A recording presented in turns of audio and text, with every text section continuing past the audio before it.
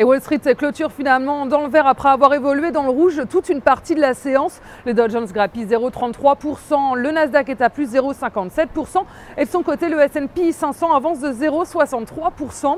La place new-yorkaise a ouvert ce matin en baisse, toujours sous le coup des mauvaises performances de la semaine précédente et inquiète de la rentabilité des entreprises américaines. Et changement de direction ensuite dans l'après-midi, les marchés américains ont repris confiance à l'approche du coup d'envoi de la saison des résultats d'entreprise donc ici aux États-Unis. Et comme chaque année, eh bien, le géant de l'aluminium Alcoa a été le premier à dévoiler donc ce soir après bourse donc ses performances du premier trimestre 2013 et donc il affiche un bénéfice net meilleur que prévu en hausse de 59% à 149 millions de dollars et les opérateurs attendaient l'ouverture de ces résultats d'entreprise pour prendre position et des résultats qui vont s'accélérer dans la semaine avec en point d'orgue vendredi ceux des banques JP Morgan et Wells Fargo.